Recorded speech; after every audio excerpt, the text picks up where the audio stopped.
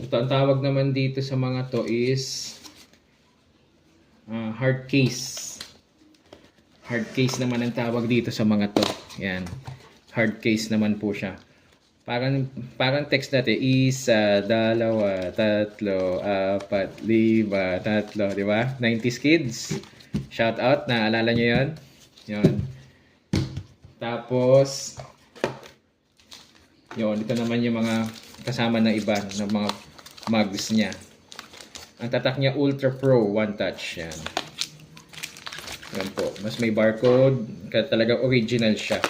May mga imitation na rin kasi nito. Pero magaganda rin naman mga Class A.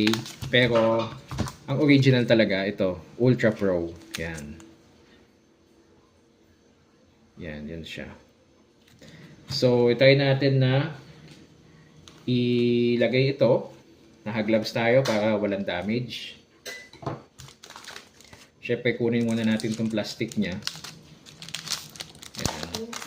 Pa-plastic muna natin. Tapos, gagawin lang natin, simplehan lang natin. Tatanggalin mo na ganyan. Yan. Yan, ganyan lang siya. Siyempre, tanggalin mo itong cover niya. Ayan, yan po ang loob niya. Yung mugs na yan. 35 point. Yun. Tapos, siyempre ito, dahan-dahanin natin. Baka mamaya ma-damage pa siya. Simplehan natin ng konti. Sa loob lang naman, wag madadamage yung ano. Hindi ko kasi makuha. Ayan, dahan-dahanin lang natin. Yan. Tapos, ang pagtanggal pala dito, dati, ginagawa namin, ginaganyan siya, ginaganon-ganon. Pero ngayon, siguro, para sigurado, naka-gloves naman ako, dahan-dahanin natin na, ganyan. Yan, dahan-dahan lang. Kita nyo kasi, yung mga gilid-gilid niya, walang damage yan. So, tanggalin natin. Ayan, kitang-kita yung autograph ni Jack Haley. Rest in peace. Yan, pihira na yung autograph na yan.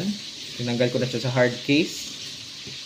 So, ayan na yung autograph niya. Kitang-kita nyo naman, oh. Authentic talaga. Pinirmahan talaga. Dahil nakabalot siya mabuti, so para siyang pinirmahan lang kahapon, 'di ba? So, ang gagawin lang natin, simple lang, oh. Papatong mo lang dito. Yan. Kita po natin. Gaganyan mo lang. Tapos, siyempre, magnet po yung gold na yan. Parehas na magnet yan. Gagawin nyo lang po, ididikit nyo lang yan. Isasakto nyo lang doon sa butas na dalawa. Ayan na, tapos. Ganun lang po kasimple. Protektado na po yung card natin. Ganun lang. Diba? Yeah, ayos. So, para na po siyang ganito. Yan, at least protected na po siya. Ganyan po yan, mga sa collectibles. Yan, ganyan po siya. Tapos, siyempre ito tago natin, sayang. Tapos ito, itry natin kay Dicky Simpkins naman.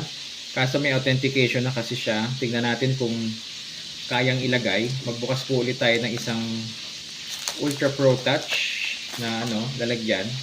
Tingnan natin kung kakasya siya. Ayan. Gawin natin, buksan natin dito. Yan. Tapos, yan, dahan-dahan natin buksan. Yan. Kasi, naka-sticker pa siya ng Beckett. Yan, original talaga siya. Yan.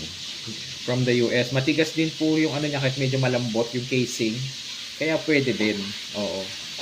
Medyo nagpapaisip ako. Ayan o. This item has had the autograph examined by Beckett Authentication Services. No other item enclosed has been graded or examined for authenticity. The autograph has been deemed authentic at the time it was reviewed by the BAS. For permanent preservation and authenticity, this item must be submitted for encapsulation or certification with BAS certificate or letter of authenticity. Ibig sabihin ng BAS, Beckett Authentication Services. So, sa tingin ko, nakakaano naman tanggalin kasi nga Malambot siya, na-certify pa. So, baka hindi ko na lang muna siya ilagay. Kasi maganda siya eh. O naka-Beckett na siya eh. Kung gagalawin ko pa, baka masira pa. Kasi na-authenticate na siya eh. Autograph na yan, oh. Ayan, oh. Kita nyo naman yung autograph niya. Blue ink ang ginamit, di ba? Dati na rin ito nag-i-import sa Pilipinas, sa Philippine Basketball Association. So, bihira na rin itong player na to na pumirma. At naka-Chicago Bulls, uniform pa. Tama-tama sa collection. Yung iba kasi mga, mga team niya, na yun ang nakalagay sa card. Yun. Okay? Sa PBA, hindi ko sure kung meron siyang NBA card na ganito, pero ito yung at least sa atin, Bulls po siya. Yun. Okay? Yan lang po. Ibalik na lang po natin siya dito para sigurado maganda na yung at least mailagay na lang natin siya sa maayos na sa original na lalagyan na lang siya. Yan.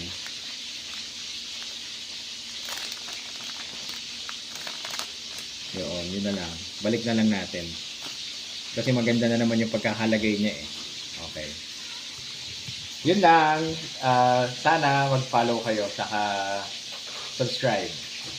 Ella Collectibles ang Facebook page ko. Saka Balsuta Hermosura yung personal page. Okay? Kung may mga tanong kayo, kahit PM lang kayo. Okay? Yeah!